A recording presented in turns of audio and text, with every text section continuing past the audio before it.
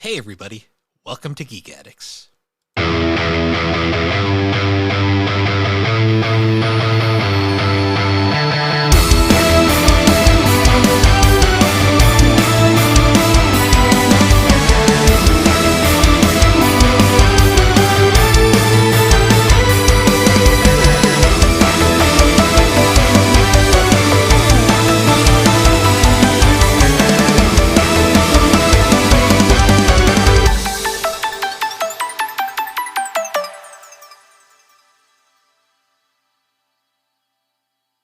Hello everybody and welcome back to Geek Addicts, the pop culture podcast where life is truly just a simulation. I'm Bill and this is Matt. How you doing, Matt? I don't know if I'm real. I, I don't know either. Well, at this point, as far as you know, I could have been replaced. You don't know. Hey, you never know. I mean, I'm still convinced that we're all secretly just a game of The Sims that the player gave up on. We've been just off to our own devices for years now. There's an anime for I'm sure there is. that. Yeah, apologies in advance if the audio sounds a little funky. We had a last minute change, but Yeah, I'm not using my usual mic, and I'm also to any YouTube viewers. It's pretty obvious, but I'm not in my usual space. yeah, We had some last minute stuff come up, so I wasn't able to occupy my usual area it's understandable. But or use my usual mic. So, yeah, gotcha. Oh, yeah, this has been one of those weeks. Yeah, for sure. One of those weeks that I want to say I'm glad that it's over, but it's not. Yeah. I still have to go to work tomorrow. Yeah, I've just been like super busy this week, so like when I get home, I'm just tired. Yeah, I feel that. I feel like we're just at like that weird in between period between like spring and summer, where we just start to feel burnt out before like summer actually comes in full swing and we actually start doing things. Yeah, it's been like super rainy down here, but then it's also like super hot. Like it was like almost 90 today. Um, Wow. yeah, it's we're getting into the swing of things. Still haven't watched like any anime because I just when I get home I fall asleep. It's about right. I'm still mostly watching movies because I'm also watching Mike Flanagan's TV series he's done, which I only have one more series and one more movie, I believe. I've seen everything that's currently out. Gotcha. So I'm getting there on that. And then I don't know what I'm going to do after that because I'm kind of digging what I've been doing. Switching between coming in here. What do you think this is? I just broke in. They do that sometimes. Yeah. One second. I gotta close that door.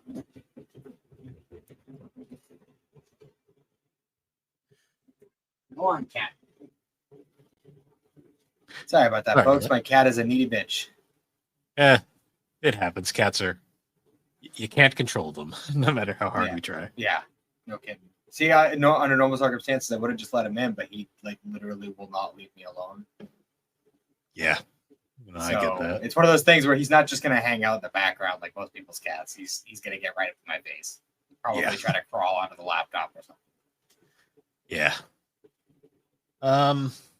Yeah. Other than not really watching any anime, not really any video games. I've been reading because reading's like the one thing I can do when I'm tired. Yeah, I feel that. Yeah, I can't dedicate time into gaming when I'm tired. Yeah, which doesn't work.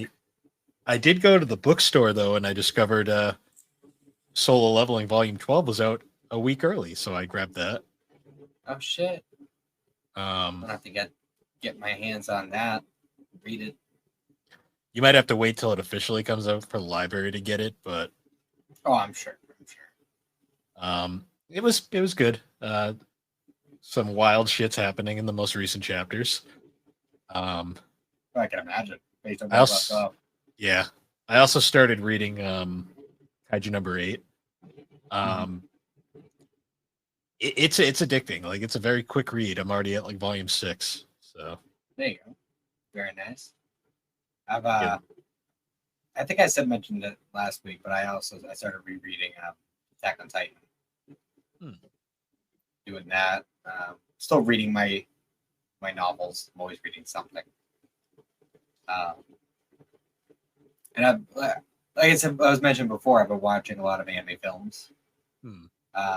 Because since I've been watching like non-anime stuff too, I try to at least like you know uh, squeeze at least throw in films there, so I'm still getting off checks, and then I'm also like seeing things that I wouldn't normally watch otherwise. Yeah, Because films were always one of those things that like I never really sought after until recently. And I've watched a lot of films this year so far. hmm. I actually watched, and like I've been almost exclusively watching the ones on Netflix just because of partially It's easy. convenience, Yeah, and partially because there's a lot of like Netflix originals and stuff. So I wanted to check out a lot of those, and then just a lot of stuff that Netflix just has that hmm. aren't necessarily available elsewhere. I watched uh, yesterday and today. I watched these movies. Ironically, wasn't planned at all. Both very music based.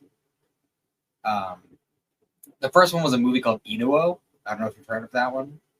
No, So it takes place in like feudal Japan, and it starts out like you're thinking it's going to end up being uh, like some sort of redemption story or like a story of like a kid kind of like finding because basically the setup for the story right is there's like this rumor or whatever that there's this place um, where some like special treasure sank underwater and they want to go and retrieve it. So these guys come out and they commission this dude and his son who's like a little kid at the time to they go out all four of them on a boat and they go and try to fucking dive down and get this thing.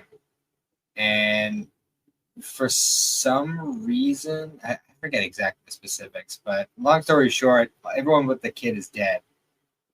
And I think it was a sword or something like that. As soon as they unsheathed the sword, the kid went blind. hmm. And that was kind of like the setup. And like it fast forwards a few years to him like going on a journey. But then all of a sudden it turns into him being like a rock star. But As you like do. they like that's the thing. It's like feudal Japan, so they're using like all these old instruments. Like it's not like a guitar or anything, but he's performing as if it was like a modern rock show. Hmm. And he makes friends with this guy who was cursed because of like a deal his dad made or something. So he's like super deformed, but Hmm. he loves to dance and sing. So they like have this like little duo band that they set up, and they become like super famous rock stars in feudal Japan. It's a wild movie. It like completely takes a turn halfway through, and it's not what you expect it to be at all. But Hmm. it was pretty good. It's pretty I'll good. have to keep note of that. I gotta go through Netflix's library at some point. I've been I'm on like a Western comics kick again, so Mhm. I've actually been rewatching some of the CW shows. I'm about to start rewatching Superman and Lois. That's it's always a fun one because I believe season 4 is on HBO Max. Oh yeah, it is. It's HBO Max again. Apparently, that's a new What? development. Yeah, I don't I don't understand fucking just Time Warner Discovery, but Ay, ay, ay. I, Yeah, it's I fun. It's was funny you say that because I was actually thinking like after I finish the Mike Flanagan stuff, I might switch to CW and just keep doing like the watch an episode or two of that, then watch an anime movie and keep going back and forth like that. hmm, Although eventually what I'm gonna hit a point where I'm not gonna know what the fuck to watch for anime movies because eventually Netflix is gonna run out of stuff, and Crunchyroll does not make it easy to know no. like you can't just search movies on Crunchyroll. It's not set up that way, which is really really stupid design. Yeah, you have to like look up on Google movies on Crunchyroll and then search for them manually. Yeah, it's an incredibly poor structure. It's one of the few things that I can say Netflix has over just about every streaming service. It is incredibly user friendly. True. Like the search engines and stuff. Yeah. Like browsing is very user friendly. Yeah. I was gonna say I brought up the DC stuff because the new Superman trailer just came out, and my God, that movie looks good. Oh yeah. Is it Henry Cavill or is it somebody else? Oh no, Henry. It's they're starting over again. Again, Jesus fucking Christ, guys. Well, to be fair, the fucking Snyderverse was kind of a dumpster fire by the end, so they kind of needed to restart.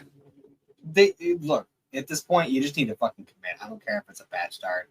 Like if they just committed after Green Lantern and just kept going forward, it would have been fine. All right, it may not have been perfect, it may not have been MCU level, but it would have been fine. All right. Well, the problem is Green Lantern. I don't even know how bad it was, but I'm just saying, like you keep fucking rebooting it. It's not even that bad. It's just mediocre. We'll cover it eventually for this show, but I'm just saying, like you gotta stop with the fucking reboots and just fucking commit. Shit, I got off the pot, DC. Jesus Christ. Well, I'll give them credit this time. They have an actual visionary, like running it this time, not just a disjointed mess like the. Will they get somebody from Marvel?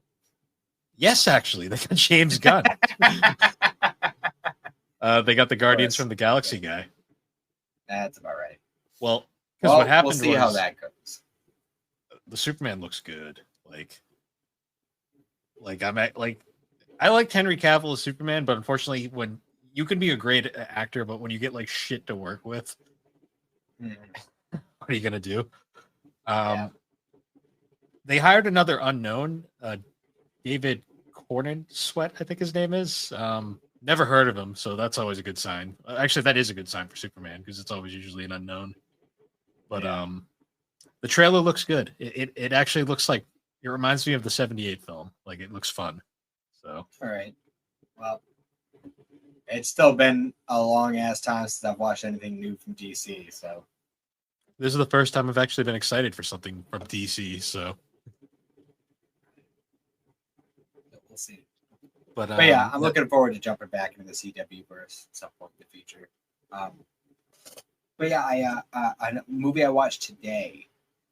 It's called, I think, Her Blue Sky, or something like that. It's on Netflix, and that was a really good movie. Like that was like, it was like a very like kind of a mellow kind of story, but it was really like interesting. Like it's the kind of movie I think you would like a lot.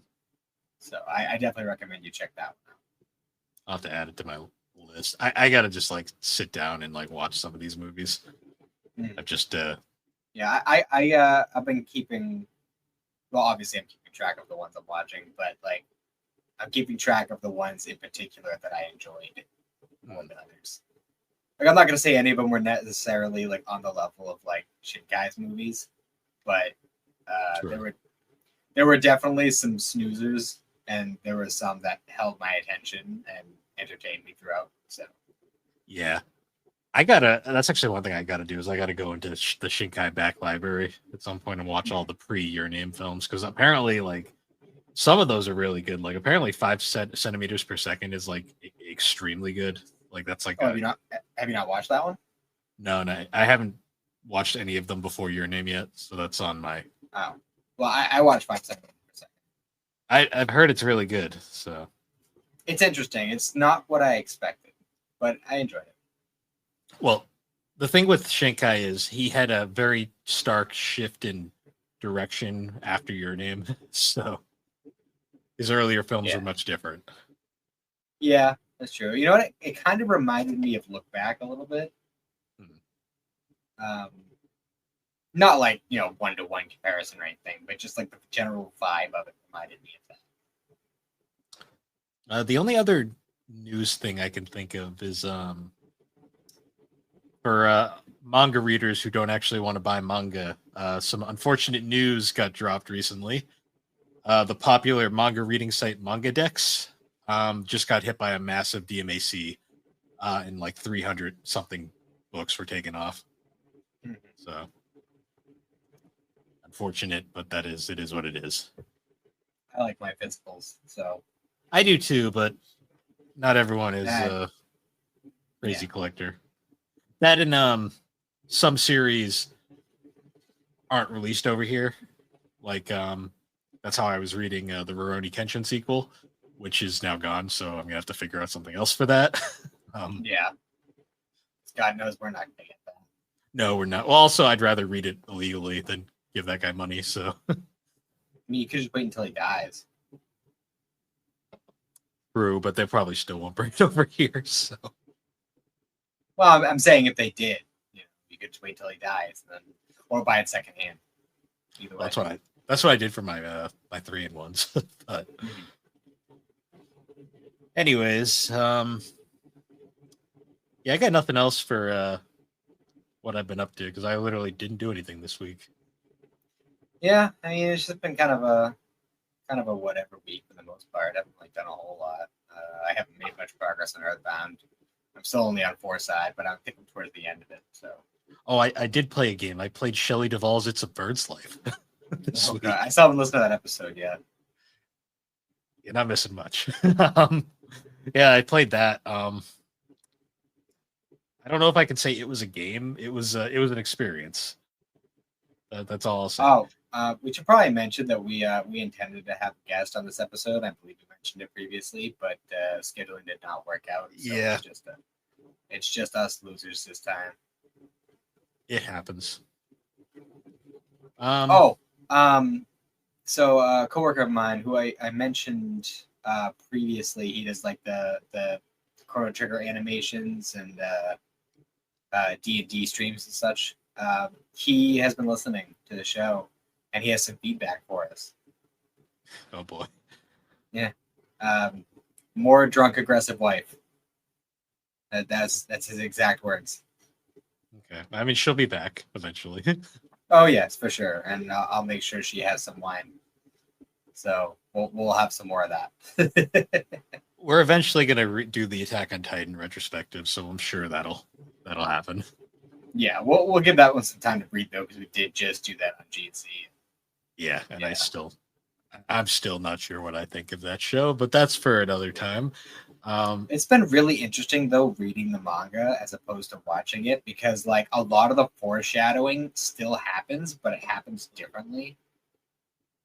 Like you notice like certain things because it's a still frame kind of situation, like different panels. Like it gives you like more time to really like pay attention, like looking for specific characters and what they're doing and things that are in the background and things like where's Aaron in this chapter?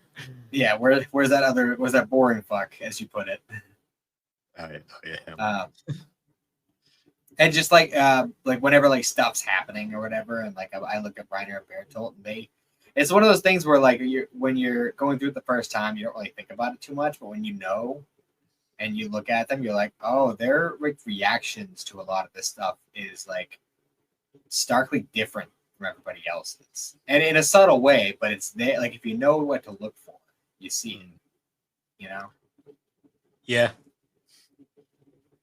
The Like first time, like very clearly more anxious during certain things, where other people are more surprised than anxious. You know what I mean? Things like that.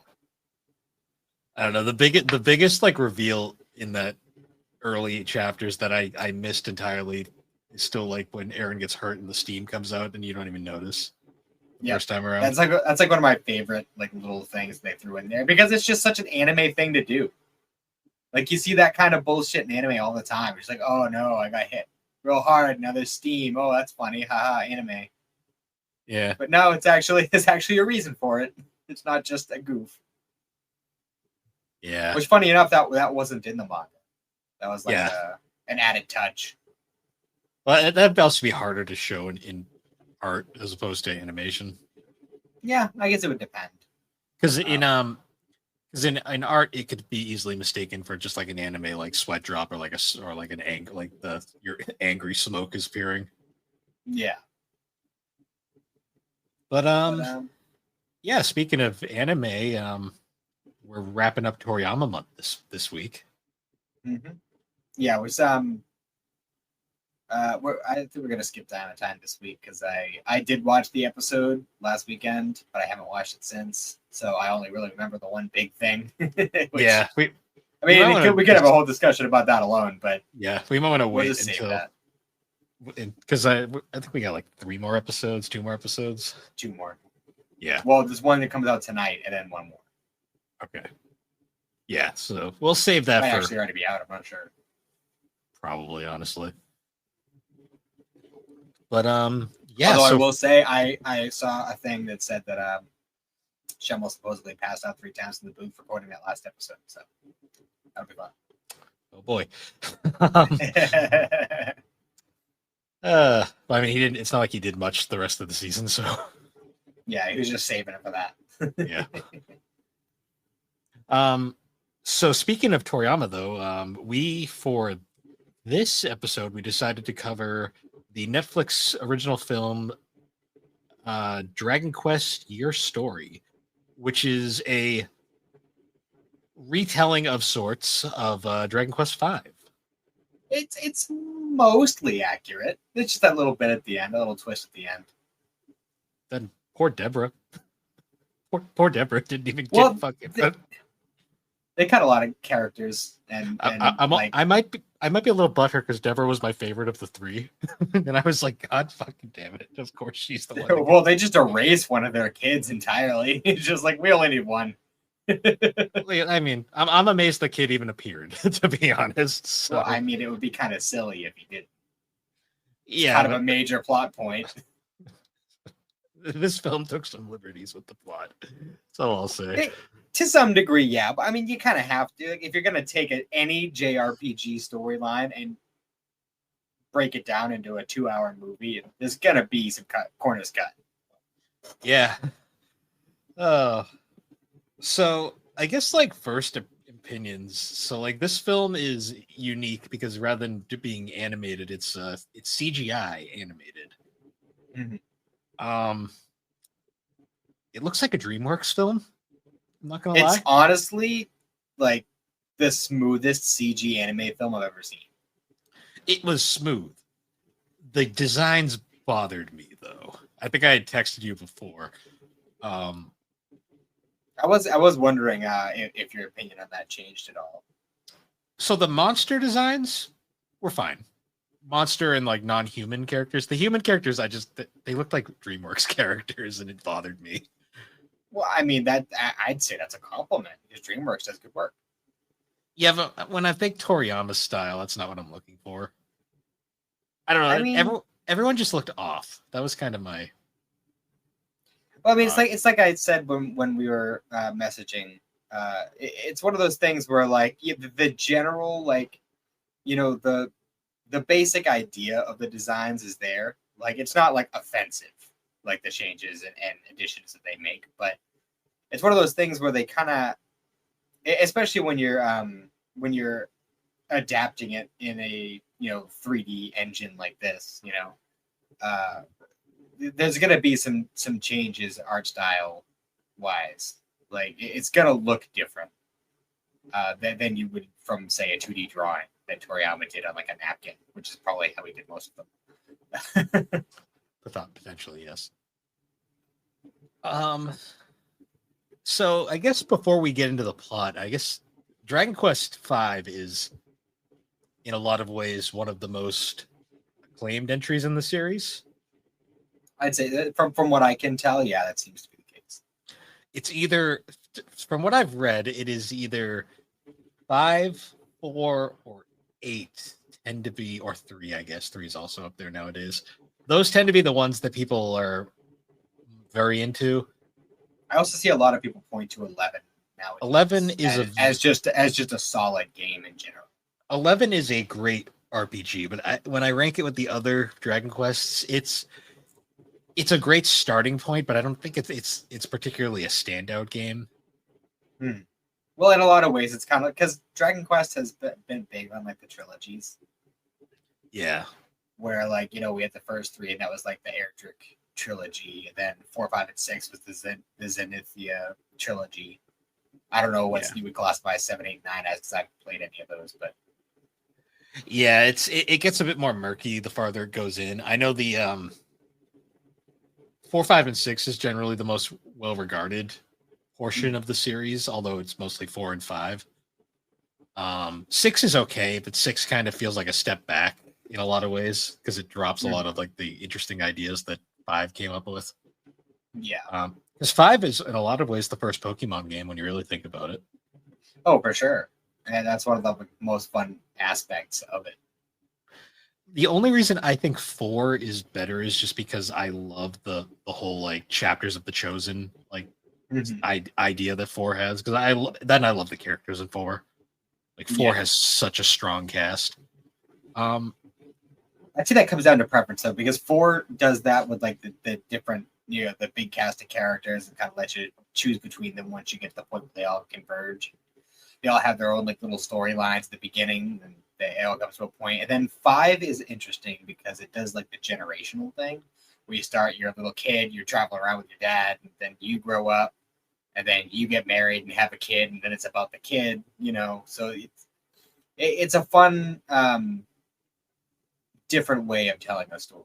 Yeah, no. See, to me, four and five are just like it's all a matter of preference between the two because they are both excellent games. But yeah, so your story is essentially a very it tells the story of five, but it's a bit loose with it. Like they cut things out for film's sake, and they kind of will move things around just to make things easier. Mm-hmm. One thing I did think was a little weird decision wise is, aside from like, because the movie starts with like literally just like footage of the actual game. That was weird. I was kind of like, okay. I mean, I kind of understood what they were doing with it because we kind of saw like a similar thing with like the Pokemon Origins film. True. So like, it's not the first time we've seen something like that. They did kind of do it a little bit longer than I expected them to, and they covered like early points of the story, like the little mini quest that the hero and Bianca go on as children is literally just shown as like a Super Nintendo game on the screen, like a couple of quick frames, and then it moves on. So the first time we actually see Bianca like in the story proper is like when they reunite as adults. Yeah, because I was a little confused because I'm like, where the hell's Bianca? Like she's a pretty significant character, and then she just shows up and it's like, hey, I know you. I'm like, okay, we're just not going to talk about that, I guess. Mm-hmm. Which, by the way, I didn't even realize this the first time I watched it, but on this rewatch, Yuri Lowenthal as the main hero, Luca, and Stephanie Sheh as Bianca. So Sasuke and Hinata, perfect. Which I really liked their performances, especially Stephanie Sheh's performance as Bianca in this. Yeah, it's kind of crazy when you realize like how good an actress Stephanie Sheh is, because like she's most well known for Hinata, but like she has so much more range. Mm-hmm. Yeah, she's been around and it shows in this film. I mean, I loved her drunk acting. Yeah, she's it was very so good. Fun. You ever wanted to know what Hinata sounded like drunk? There you go. Surprised they haven't done that as a gag yet. They didn't do that as a Bardo gag at one point, but either way. And then Yuri Lowenthal is just Yuri Lowenthal. Yep, pretty typical. Yeah, he plays the young teenage boy character. Until he's not, because he, does become an adult and have children, or child. Yeah, but the voice never changes. Yeah. So, what are your thoughts on the music for the film? I thought they did a really good job with the a recomposition of the original music. It was good. It was kind of one of those cases where I was like, "This sounds like Dragon Quest music," and I kind of just it's because it is.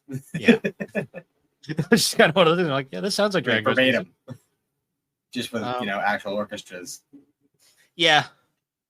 It's kind of like when like any video game film and they actually incorporate the music properly, and you're always like, all right, I feel like it worked really well. Like a lot of times when you see like a video game adaptation in this way, and they incorporate the actual game music. A lot of times it seems kind of forced and like it doesn't really fit, but I didn't feel that with this movie.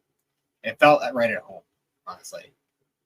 See, I'm trying to think of like similar things, and I guess like what came to mind for me was like Final Fantasy VII Advent Children, which used the game music very well. Like I still the fight scene with Tifa in the church has that epic piano version of the combat theme.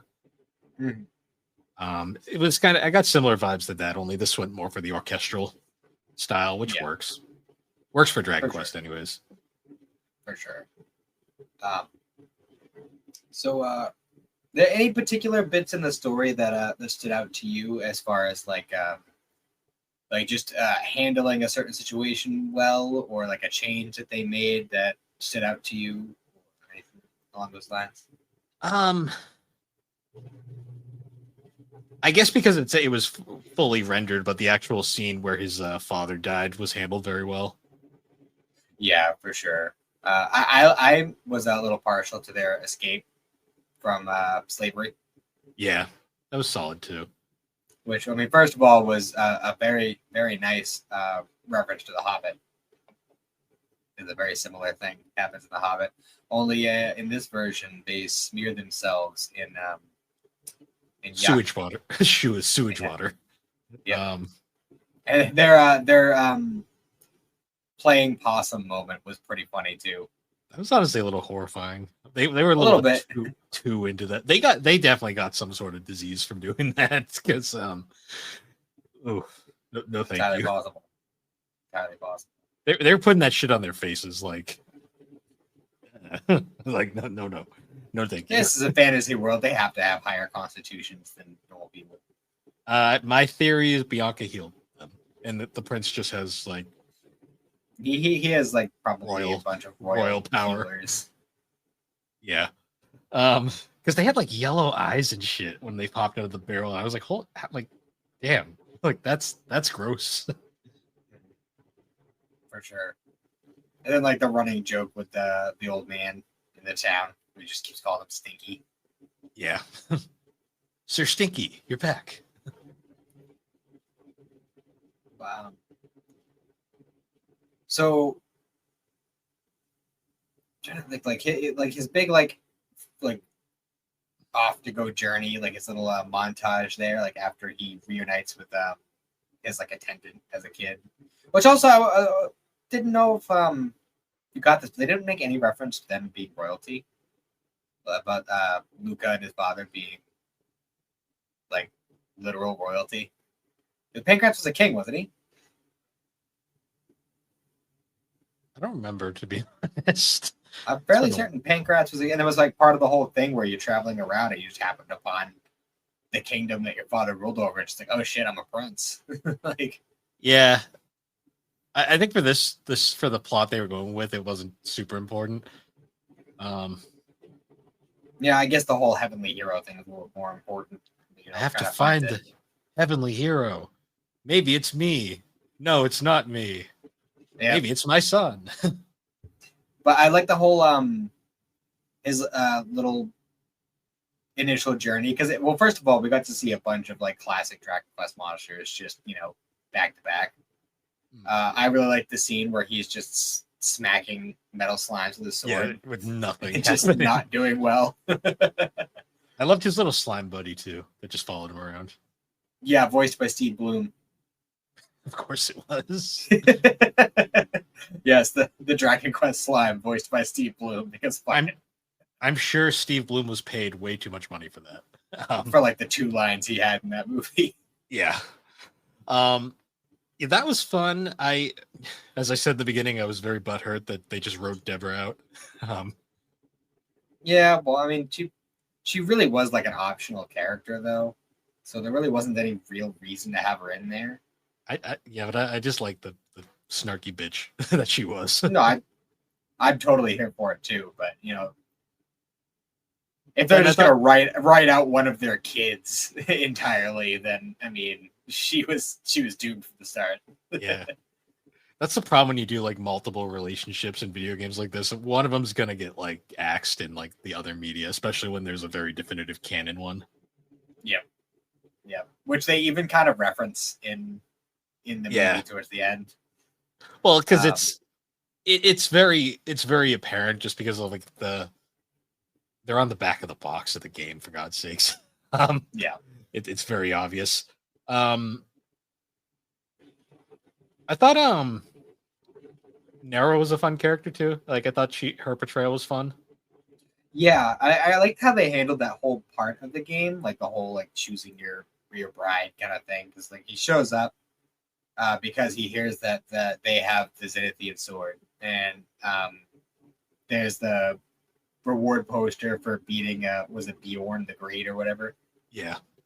It's like this giant monster, which I believe was what happened in the game, correct? Like you had to fight him first. Yeah. So it's like this whole thing where like he has to beat him, and if he manages it, then he will become the heir and get to marry the princess, which he's all for at first. Yeah, because he has typical protagonist brain where he's like I don't know what the concept of love is. I mean, he kind of does a little bit, but he's oblivious. He's oblivious to his actual feelings, though. I mean, he obviously has a sex drive because he knocked up Bianca like immediately. Well, yes, I mean, like literally, he proposes to her, and like the very next scene is her telling him she's pregnant. So it's like they wasted no time. Yeah, I did enjoy the fact too that like they had Nera like be the person who's like actually like figures it, gets him like on the right track, where she's like, I'm just gonna push this in the right direction. Yeah, I like that whole bit where she like disguises herself as the old lady, and she's just like, I don't know if you're doing what you really want to do, and she like gives him like this weird potion, which is kind of like when he drinks the potion, is like a little hint to the big twist at the end. A little, yeah. I don't know if you caught that at all while it was happening, but well, when it happened, I was like, that was fucking weird. I was just like, okay. But ultimately, he decides that he actually loves Bianca, and as she's wasted down in the tavern. Oh, super wasted. It's actually very comical. And then she's the like king around buying everybody rounds. Like, and then the king beats him up for calling off the marriage. Yeah. Then he's just like it's fine, man. But like, if anybody asks, I whooped your ass and kicked you out. Take the sword and go. Also, Nera's like very present on the cover of the movie, and I'm like, she's not even in it that long. Like she goes away pretty much right after this. Yeah, it is pretty quick. Which is a little disappointing because she was a fun character. It would have been nice if she had stuck around a little bit more, or showing up at the end, like the big, triumphant battle at the end. Yeah, I mean, obviously she's a decent mage. She was doing all that crazy shit. She brewed that potion somehow. Like she knows what she's doing. Yeah, it's actually one thing that kind of annoyed me. I get it's movie logic and they need to have a plot, but the way I play Dragon Quest V, like he got whooped so many times, and I was like, this wouldn't happen if I was playing. Yeah. Look, you get hit with a rogue thwack, and next thing you know. Which, by the way, I just want to throw that out there. It's still fucking hilarious seeing Dragon Quest stories animated and like hearing them call out the spell names because it's just silly as shit. Ka-sizzle, fo-shizzle. Yeah. Well, that's the thing about Dragon Quest that always makes it really hard to adapt is the fact that Dragon Quest humor is so fucking peculiar that like it's so childish, and I love it. It's not the easiest thing to translate over into a like spoken film.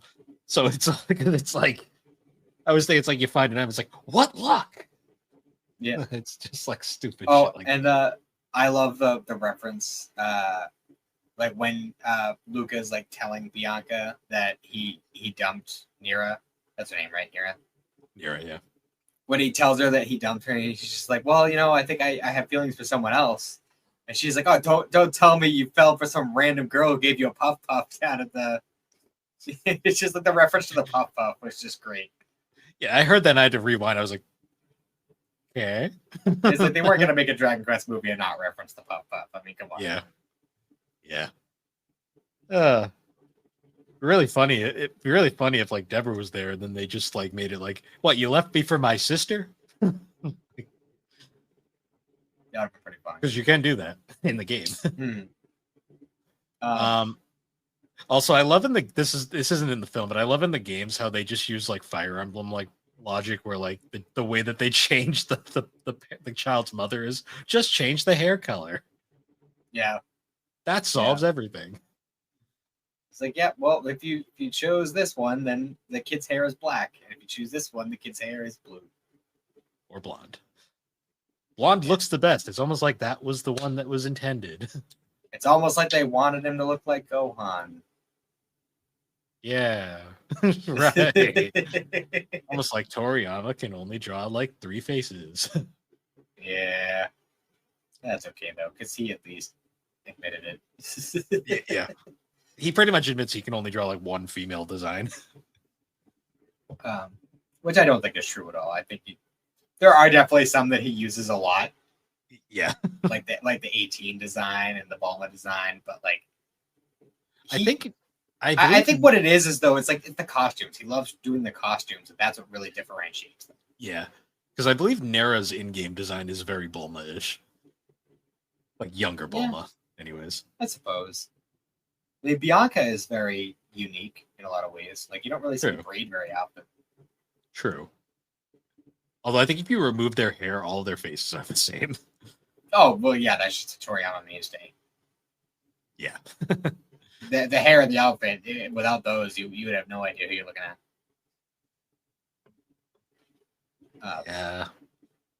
Yeah.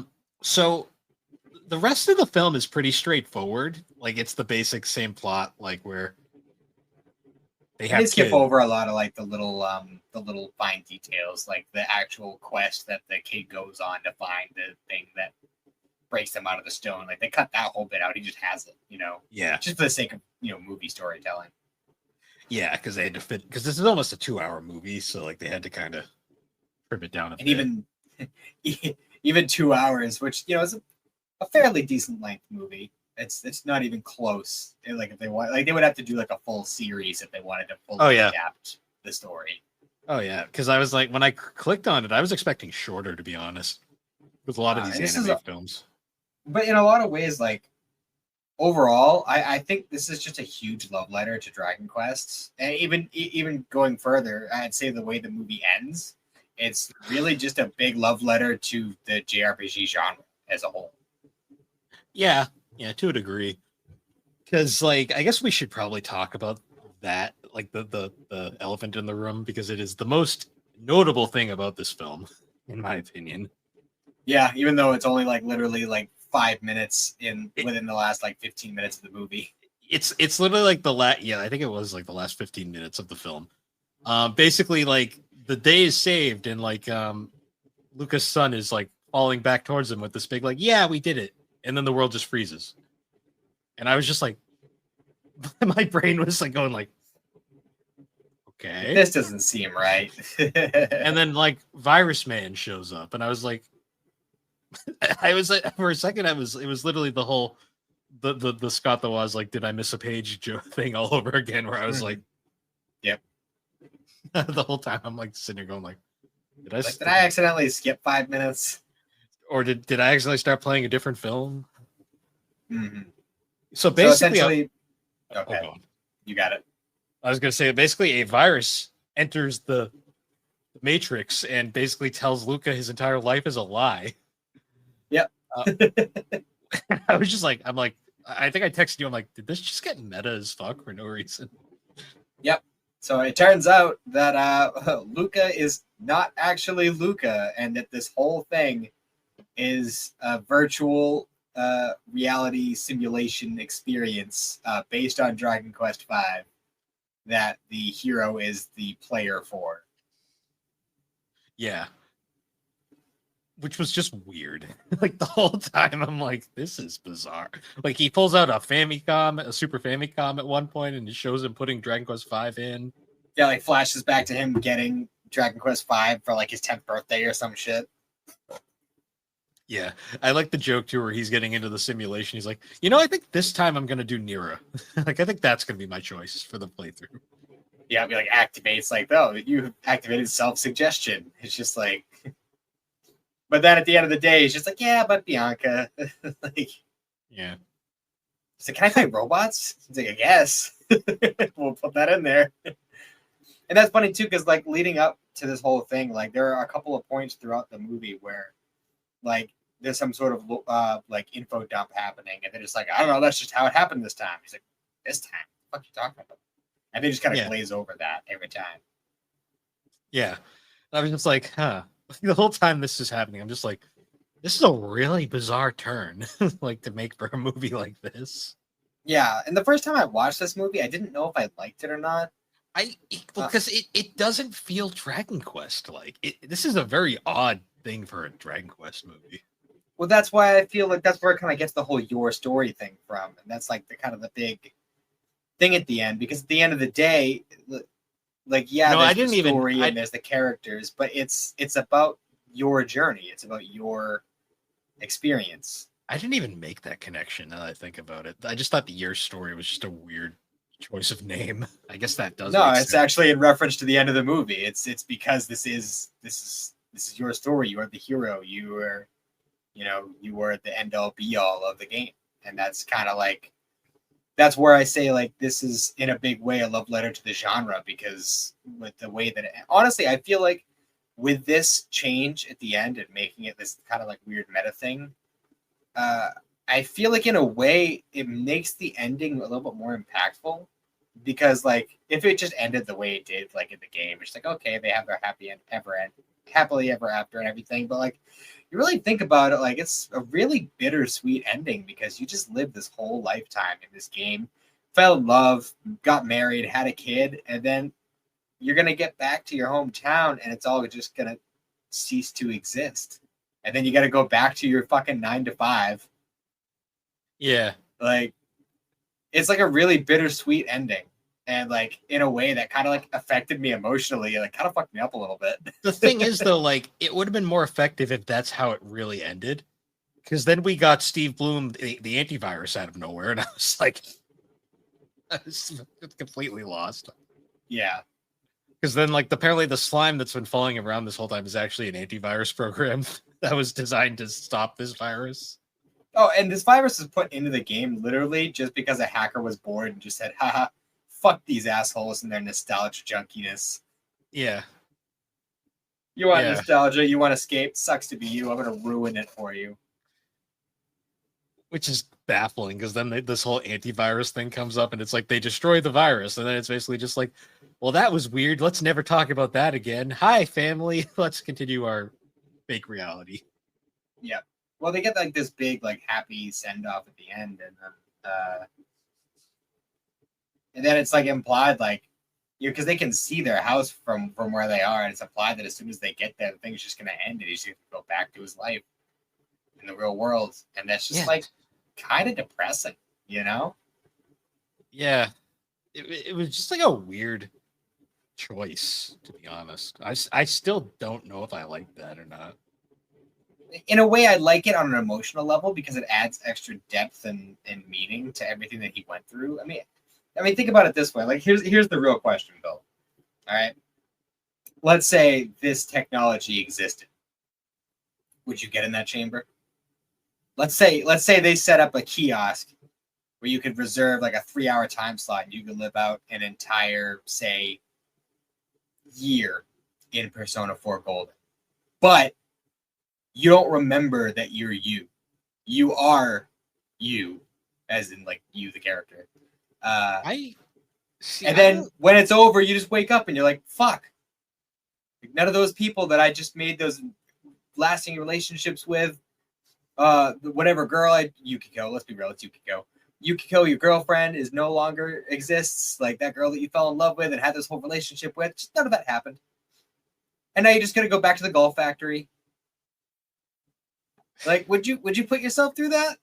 Like just Well, blocking all your memory like that. Here's the thing, like I've always been really like kind of skeeved out by that whole idea, like conundrum, like Ready Player One is a very fascinating story, but I've always like seen that and been like, yeah, no, it's not the world I want. Well, that's a little bit different. You're still you in that scenario. Yeah, I've always been like kind of like skeeved out by the whole like idea of like in-depth virtual reality like that. Like I've always kind of seen that and been like, that's a little too much for me, kind of thing. So I don't know if I'd even do it if it was an option. Or let's say you could just step into the shoes of Squall. Would you do that? Well, no, that's a miserable existence. Let's be real here. I don't know. Depending on the game, I might do it. Honestly. If I stepped into the world of Squall, my life would just be I hate everything and I speak ellipses all the time. I'm just saying, like it would, and that's the thing though, is it would drastically, like fundamentally change you as a person. Like blocking out your memory of the real world and going into this and thinking that you're somebody else and going through all these trials and tribulations, hardships, and also great things, like things that you love and cherish, and then coming out of it like none of that was real. And like actually feeling like years are going by. Like that's See, I don't think I'd like that, honestly. that would fundamentally change you as a human being, and it makes you really wonder, like, would it be worth it? Well, the thing with that too is like whenever that whole meta like concept is brought up in like fiction, there's always like this like implication that it becomes an addiction and it basically ruins people's lives. Yeah, I suppose. It's just how it always seems to come off. Like it's always one of those things where like people are like so desperate to get more of that they just kind of live in the simulation forever. Well, I feel like he also lived 10 years as a slave in this simulation. So I mean, he apparently liked it because he kept doing it. Well, I mean, he only did it once that we know of. He's only gone through the whole thing once. Maybe. I don't know. I kind of got from that line where he was talking about doing the different routes that he might have I think he was more referring to the fact that he's played Dragon Quest V so many times, like the actual Super Famicom game. Maybe. I don't know. That's how I took it. I didn't, because the way they made it seem like that was a brand new technology, like they were just putting it out there. Oh, maybe. Yeah. So to me, it seemed like it was a reference to him having played the actual game. Oh, maybe. Virtual reality thing. Maybe, yeah. I don't know. That whole like ending just I still am kind of like don't know about that. So you would have preferred a more faithful to the game ending? Yeah, probably. Well, because fair. That ending just left me confused. I was more just like, did that happen? I'm not really sure.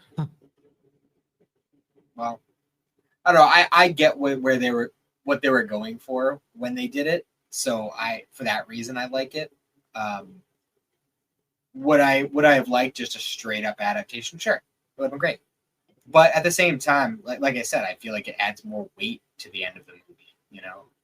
Because it's like when you finish a JRPG, it's very bittersweet. Like when you finish a JRPG that you're really into for the first time, and you get to the end, and it is bittersweet. You kind of have that kind of like apathy at the end where you're just like, fuck, well, I don't know what to do now. Yeah. Apparently, this film has a negative reception in Japan. I can't imagine why. It's probably a lot of otaku shut-ins mad because they're being called out. No, actually, the biggest complaint is the character designs. Really? Yeah. So I actually thought the character designs were good. Like, I mean, obviously, like they have to take some liberties because it's a 3D animated thing, but overall, I didn't think it was bad. I mean, they made a few things a little bit more. I don't know if realistic is the word, but a little bit more like DreamWorks-ish. I was gonna say in terms of some of the monster designs, a little bit more hardcore. I mean, the what's his name? The monster designs were fine. The main antagonist of this film, with like the weird like lazy eye thing going on. Like he was super creepy looking. Apparently, another big complaint was this doesn't apply to us because we watched the dub, but I guess the Japanese version, rather than using like professional voice actors, they used like a lot of like famous live action actors instead, which I guess pissed a bunch of people off. But that's Oh, so they really are just going full of DreamWorks with it, huh? I guess, yeah. Yeah, pretty much what DreamWorks does. Yeah, or a Ghibli film. True. Yeah, I don't know. I was just curious. I was reading what the reception was, and that came right up. All around, I enjoy the movie. I enjoyed it enough to watch it twice this week. And, I've watched it at least once before. I don't know if I ever rewatched it before. Oh, apparently there was a loss. This movie had a lawsuit involved with it too. Oh, really? Apparently, the novelist who wrote the Dragon Quest V novel. Was it a novel?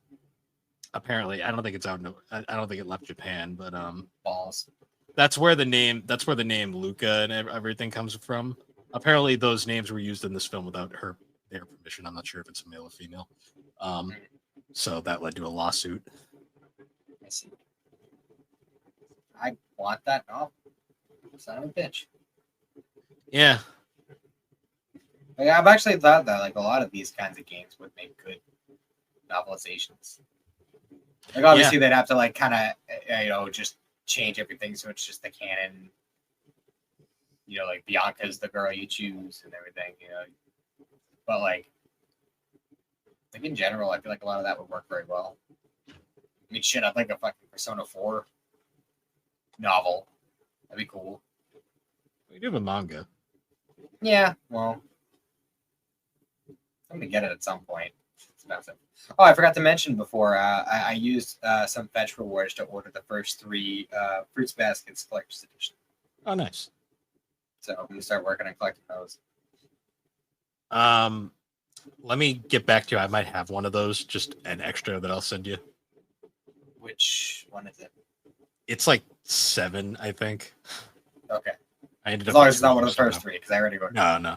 It's the one with the monkey boy on it. Oh, okay. Gotcha. Yeah, just to remind me because I have one of those somewhere. Okay. Sounds good. But yeah, overall, I enjoyed the movie.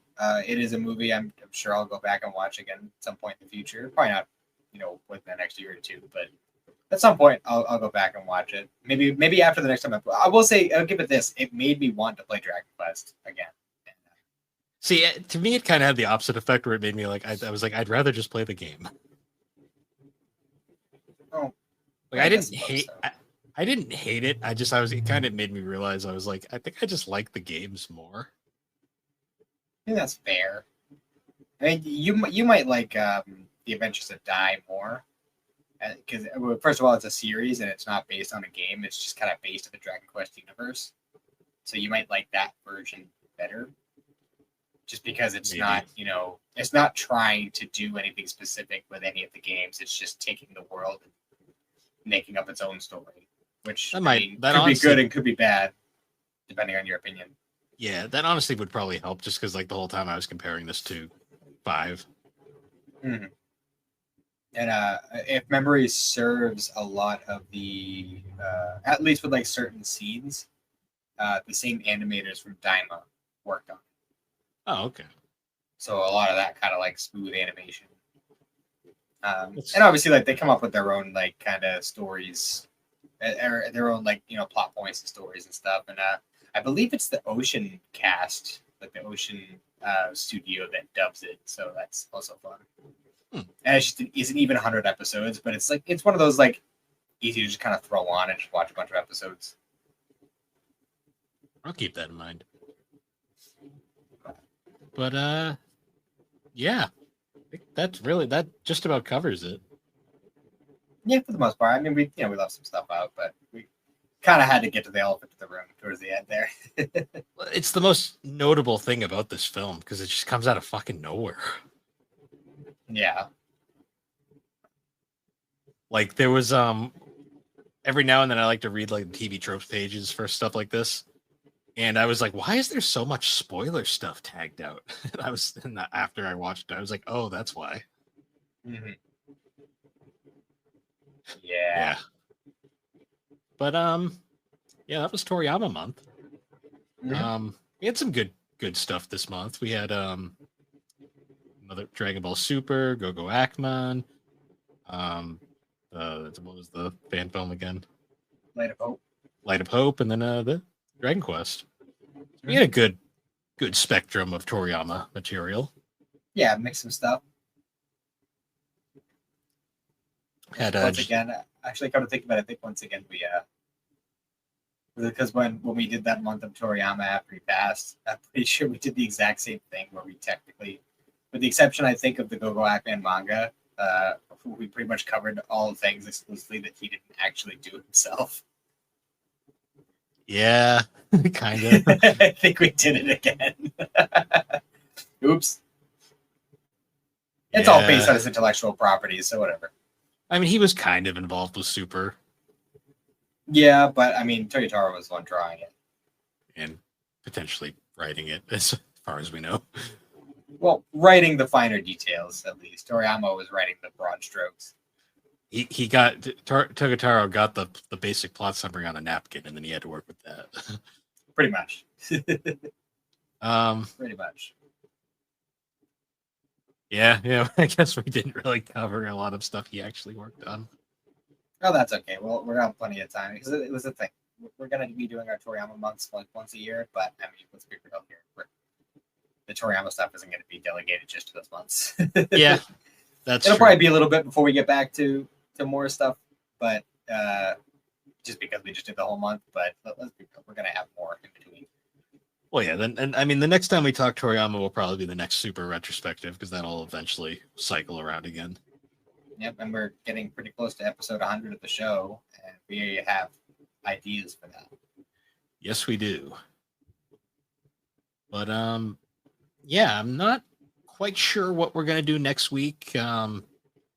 Scheduling's been kind of a mess just because of life, but we'll figure something out. Yeah, sorry about the low energy episode this week, guys. We're tired. That this was a rough week. It's hot in here. Yeah, I'm struggling to stay awake. Yeah, I feel that. Um, I feel that. But yeah. So once again, guys, thank you for joining us on Geek Addicts. You can find Geek Addicts on all the major podcasting platforms, particularly Apple Podcast and Spotify. And be sure to check us out over on the Superpod Network. That is superpodnetwork.com, an awesome site where you can find all sorts of different shows, videos, blogs. Currently in between projects over there right now, but I'm sure we'll have another themed maybe blog project going on. And there's always the Super Game Club. So be sure to come check us out over there. And once again, guys, thank you for joining us, and we will see you all later. Have a good one.